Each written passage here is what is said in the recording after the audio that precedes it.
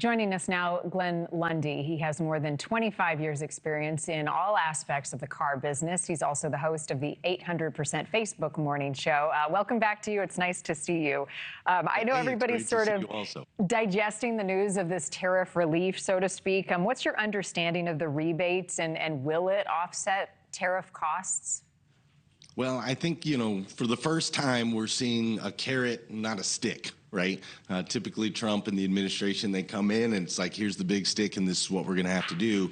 Whereas this is an actual carrot that's enticing the manufacturers to innovate. They have to innovate and figure out how we can start assembling these vehicles and bringing the supplies into the country, which ultimately I think can create some jobs and so on and so forth that way. But it's very interesting, Marni, because it's for the first time we're actually seeing they're putting a little bit of sugar out there instead of just the vinegar and wine they've been giving to everybody else. How about the argument that is it realistic to expect the industry to be able to make major changes in the production process in a timely fashion, or is it more realistic to think that something like that will take years to get up and running?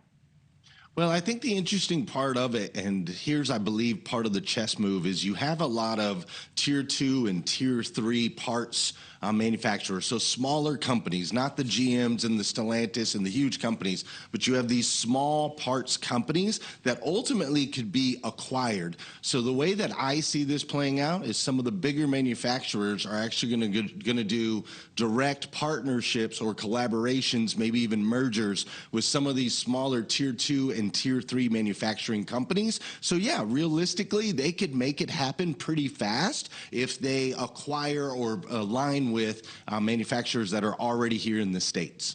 Okay. Glenn, what's happening on auto lots right now in terms of prices and inventory? Yeah, so as far as prices and inventory with new vehicles, we're not really going to see an effect at the dealership level. My guess is we probably won't see anything at the dealership level for probably 6 to 9 months.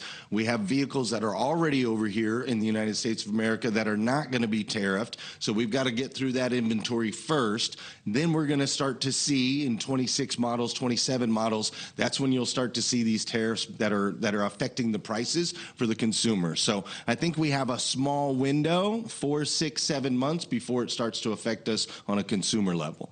And when it comes to the big 3 automakers, what are some of the changes that you anticipate them to make in lieu of tariffs and even given this rebate in just how the process of manufacturing cars here in the U.S.? What might be on the horizon? Yeah, well, a couple things. One, we're going to be bringing things home, which I think is great, right? We're going to bring things home. We're going to create jobs here in the United States of America. But we also have to keep in mind that the administration is playing a large game of chess. This announcement came just before they're headed into Michigan, which Michigan is a big swing state. It's also a big blue-collar worker state. And so this announcement came just before they meet there. I think you're going to see this tariff and this trade war, for lack of a better word, I think we're going to see this playing into the political side of things moving forward as well.